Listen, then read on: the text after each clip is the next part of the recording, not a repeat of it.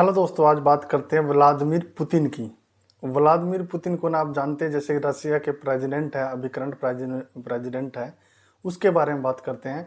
और दूसरी तरफ आपको बताते हैं कि व्लादिमीर पुतिन एक दूसरे हिटलर ही हैं। उनको हिटलर से कंपैरिजन करेंगे हम, क्योंकि यदि उसकी बैकग्राउंड की हिस्ट्री यदि आपको बताएंगे तो आप भी यकीन करेंगे कि व्लादिमीर पुतिन एक हिटलर है। तो आपको स्टार्टिंग से आपको बताते हैं और लास्ट तक वीडियो में बने रहे तो आपको पता लगेगा कि जो पुतिन की हिस्ट्री क्या है। तो आपको स्टार्टिंग से बताते हैं। चलो स्टार्ट करते हैं। जो पुतिन का जन्म जो कि 1952 में रसिया में हुआ था, और जो उनके जो पिता हैं वो नेवी में रसिया में काम करते थे, एज ए ऑफिसर काम करते थे। और उनकी जो माँ थी वो एक फैक्ट्री में काम करती थी। और जो यदि उनकी एजुकेशन की बात की जाए और जो उनका रहन सहन की बात की जाए तो वो जो पुतिन थे एक सिंपल फैमिली में रहते थे। उनका खान पान रहना सहना एक बिल्कुल सिंपल तरीके से उनका रहन सहन था। लेकिन और यदि उनकी प्राइमरी स्कूल की बात की जाए तो और जो उनकी प्राइमरी स्कूल की बात की जाए तो जो उनका स्कूलिंग था 193 नंबर स्कूलिंग उनका हुआ था। और उसके बाद जो प्राइमरी स्कूल के बाद जो 10th क्लास की जो उनकी स्कूलिंग हुई थी, जो स्कूल नंबर 281 में हुई थी। और उसके कुछ समय के बाद जो उन्होंने साइंस एंड टेक्नोलॉजी में अपनी ग्रेजुएशन की। उसके बाद 1975 में उन्होंने एक केजीबी ज्वाइन कर लिया। केजीबी क्या है, जैसे कि इंडिया में क्या होता है, जो रा होती है जो कि फॉरेन कंट्रियों की जो खुफिया इंफॉर्मेशन कलेक्ट करती है, तो उसमें उन्होंने ज्वाइन कर लिया। एज ए इंटेलिजेंस ऑफिसर उन्होंने ज्वाइन किया था। और उनको रशिया ने अलग अलग देशों में खुफिया इंफॉर्मेशन कलेक्ट करने के लिए भेजा। तो उन्होंने काम भी किया, ऐसा नहीं है उन्होंने काम नहीं किया, उन्होंने काम भी किया। लेकिन वो कुछ प्रभावित कब हुए, कब उनका माइंड डाइवर्ट हुआ, तो ये बात है 1989 में। 1989 में क्या हुआ था, जो जर्मनी था जो कि रसिया से बिल्कुल पास में ही है। तो क्या हुआ था, जो जर्मनी पे ज़्यादा प्रभाव रसिया का था। आधे से ज़्यादा पहले प्रभाव स्टार्टिंग में रसिया का था, लेकिन उसके बाद अमेरिका का भी हो गया था। तो उसके बीच में एक दीवार बना दी गई थी। राइट एंड लेफ्ट की जो राइट साइड की जो दीवार की तरफ का जो एरिया था, उसमें रसिया का एरिया से प्रभावित रहता था। और जो कि लेफ्ट का एरिया था तो वो अमेरिका की तरफ से पूरा का पूरा प्रभावित रहता था। उसमें अपना अपना वो दबदबा बनाए रखते थे। और जो दीवार थी उसका नाम था बर्लिन दीवार।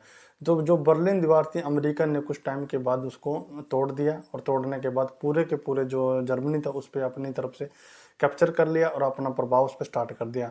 उस टाइम में जो कि पुतिन थे एक अंडर कवर एजेंट का काम कर रहे थे। और केजीएफ में उनका एक अहम रोल था, उसमें वो एज ए सीनियर पद पे काम कर रहे थे। लेकिन उसके उसके बाद यदि आपको बताएं तो उस टाइम में जो प्रेसिडेंट थे मिथाई गर्बाकोर थे, मिथाई गर्बाचोक। जो ये प्रेसिडेंट थे उस टाइम में, ये ज़्यादा फुर्तीले नहीं थे। जो इसमें जो काम करने की जो एक्टिविटी तो ज़्यादा अच्छी नहीं थी, और ये डिसीजन भी अच्छा नहीं ले पाते थे। तो इसके पीछे की एक आपको एग्जांपल बताते हैं। तो उस टाइम में क्या हुआ था, एक अफगानिस्तान और तालिबान के साथ युद्ध चल रहा था। तालिबान अफगानिस्तान पर पूरा पूरा हमला कर रहा था बहुत जोर शोर से, और उसको कैप्चर करना चाह रहा था। तो उस टाइम में मिथाई गर्बाचोक ने अपनी आर्मी भेजी रसिया से कि उसको बचाया जाए अफगानिस्तान को। लेकिन अफगानिस्तान पे जो तालिबान लोग हमला कर रहे थे उनको हमला किया ही, लेकिन जो अफगानिस्तान में जो रशिया की आर्मी आई थी उसको भी उन्होंने भगा दिया। यानी कि उनका जो पलड़ा तालिबान का इतना हैवी था कि जिसमें कि उन्होंने दोनों जो कि आर्मी थी उनको भगा दिया और उस पर कब्जा कर लिया। तो इसलिए वो बहुत ही स्लो थे, उनका कोई भी डिसीजन कोई भी ज़्यादा अच्छा नहीं रहता था। उसी की वजह से उन्होंने अपना रेजिग्नेशन दे दिया। लेकिन उसके बाद जो नए प्रेसिडेंट आए और जो कि 1991 में, वो थे बोरी येल्सन। जो बोरी येल्सन थे उनकी में वो मतलब अच्छे प्राइम प्रेसिडेंट थे। लेकिन क्या था, जो वहाँ की जो जनता थी रसिया की, उन पर बहुत ज़्यादा विश्वास था कि ये अब जो कि रसिया की जो पॉलिटिक्स का उसको चेंज कर देंगे। उनको पूरा पूरा उन पर विश्वास था। लेकिन उसमें कुछ कमी थी। बोरी येल्सन में क्या कमी थी, वो बहुत ज़्यादा ड्रिंक करते थे, और ड्रिंक करने के बाद वो एक एक बाल्टी ड्रिंक पी जाते थे और उनको होश नहीं रहता था, और कहीं भी किसी भी पार्टी में जाके वो डांस करने लग जाते थे। तो ये भी उसमें एक कमी थी। तो इस कमी से भी जो रसिया के लोग थे, यानी कि उस टाइम में यूएसएसआर बोलते थे, United of USSR, United of Soviet service Republic, तो ये उसमें टाइम में बोलते थे। लेकिन उसके बाद जब बर्लिन की दीवार टूटी, अमेरिका ने बर्लिन की दीवार तोड़ के जो जर्मनी का पूरा पूरा ऑक्युपाई कर लिया था, तो उस टाइम में तो ये यूएसएसआर टूट गया था। 15 उसमें देश आते थे उस टाइम में, तो वो सभी के सभी टूट गए थे।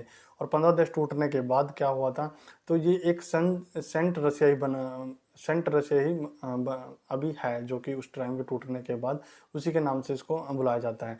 और उसके बाद आपको बताते हैं कि जब जो बोरी येल्सन थे, तो वो एक पियक्कड़ तो थे ही, उनको दारू पीने का शौक तो था ही, लेकिन उस टाइम में लेफ्टिनेंट कर्नल के पद पे थे, जो कि पुतिन थे, जो कि केजीबी में ज्वाइन थे। लेकिन उनके साथ उनकी ज़्यादा अच्छी तरह बॉन्डिंग बनने लगी। जो जो ये जो कि बोरी येल्सन थे, कोई भी डिसीजन लेते थे पुतिन से पूछते थे, और पुतिन के साथ अच्छी उनकी बॉन्डिंग बन गई थी। और बॉन्डिंग बनने के बाद कोई भी काम करना होता था, बोरी येल्सन पुतिन से जरूर डिस्कस करते थे। तो क्या हुआ, कुछ टाइम के बाद जो बोरी येल्सन थे 1999 में उन्होंने पूरी की पूरी पावर, उस टाइम में जो केजीबी में जो पुतिन काम कर रहे थे एज ए सीनियर ऑफिसर काम कर रहे थे, तो पूरी की पूरी पावर उसको दे दी पुतिन को। लेकिन जैसे ही पुतिन, हालांकि उस टाइम में वो कोई प्रेसिडेंट प्राइम मिनिस्टर नहीं थे, सिर्फ वो केजीबी में ही एक ऑफिसर थे, तो पूरी की पूरी उसको पावर दे दी, लेफ्टिनेंट कर्नल थे।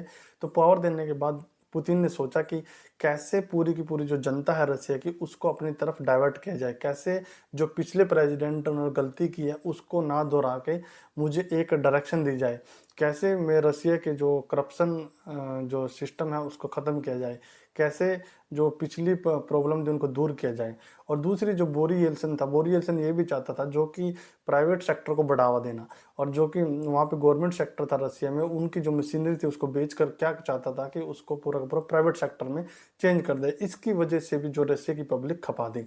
लेकिन पुतिन ने इन सभी चीज़ों का, मिथाई गर्बाचोव का और जो कि बोरी येल्सन की पूरी की पूरी जो गलतियां की थी उसका उनको फ़ायदा उठाना चाहते थे, जिसमें कि फ्यूचर के लिए उनका रास्ता साफ हो जाए।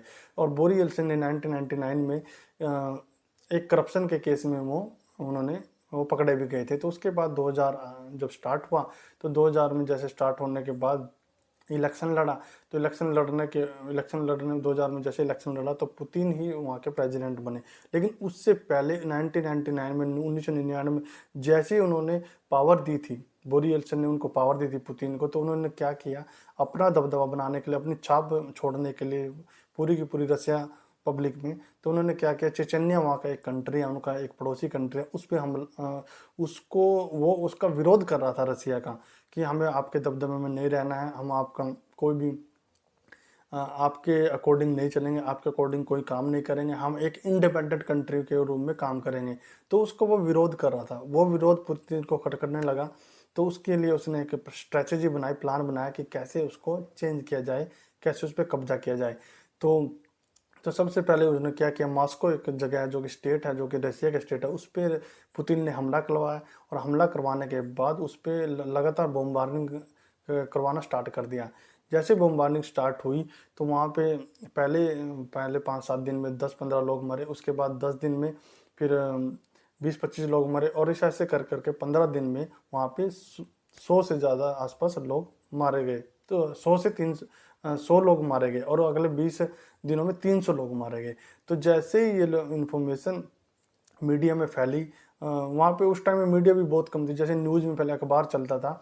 तो क्या होता था कि उस टाइम में तो वहाँ के लोग पुतिन से जवाब मांग रहे थे कि तुम इसके बदले में क्या करोगे, क्या एक्शन प्लान बनाओगे। तो ये प्लान उनको माइंड में चल ही रहा था, जो ये प्लान चल ही रहा था, तो उसको उन्होंने भरपूर फायदा उठाया। जैसे ही उनको पब्लिक का सपोर्ट मिला, तभी उन्होंने अटैक करना प्लानिंग बनाई। वो ही चाह रहे थे कि, और मॉस्को पे उन्होंने इसलिए ही हमला करवाया कि, और पब्लिक के सामने जो कि रसिया की जो पब्लिक थी उनको ये बताया गया कि ये हमला चेचन्या कंट्री ने कराया है, जो कि रसिया पे कराया है। तो पब्लिक का वो जो बैक सपोर्ट वो चाह रहा था, वो उनका वेट ही कर रहा था कि जो पब्लिक है रसिया की, उनको बैक सपोर्ट से कैसे देखती है। तो जो जैसे ही वहाँ पे हमला हो रहा था, 300 लोग जब मारे गए, तो वहाँ की पब्लिक ने उनका सपोर्ट किया और बोला कि हमें भी इसका बदला लेना है, तुम इसका बदला लो। पुतिन को ये बताया गया, पुतिन को जैसे ही बोला और पुतिन एकदम पावर में आ गए। जैसे पावर में आए तो उनको तो लगा कि अब पूरी दुनिया हम जीत लेंगे।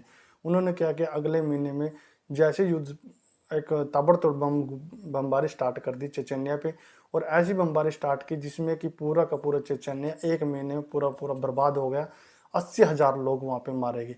तो जैसे इसका जब ये 80,000 लोग मारे गए, और तो जो उन्होंने आर्मी और जो भी अपने जो फाइटर जेट भेजे थे वहाँ पे हमला करने के लिए, उन पे एक सामने कैमरा लगा दिया था सिर पे, और जो भी वहाँ पे आर्मी के सोल्जर भेजे थे उनके भी सिर पे कैमरा लगा दिया था। उसका रीजन था कि जो भी वहाँ पे हमले हो, जिन भी लोगों को चेचन्या में मारे, तो वो लाइव लोग देखे, जिसके रसिया की जो पब्लिक है उनको एक अच्छी तरह विश्वास हो जाए। उनकी एक ये प्लानिंग थी। और दूसरा वो केजीबी में एज इंटेलिजेंस ऑफिसर काम कर चुके थे। इसके बारे में उनको अच्छी नॉलेज थी कि कैसे पब्लिक को डाइवर्ट करना है, कैसे अपनी तरफ पब्लिक को आकर्षित करना है, इसके बारे में अच्छी तरह वो जानते थे।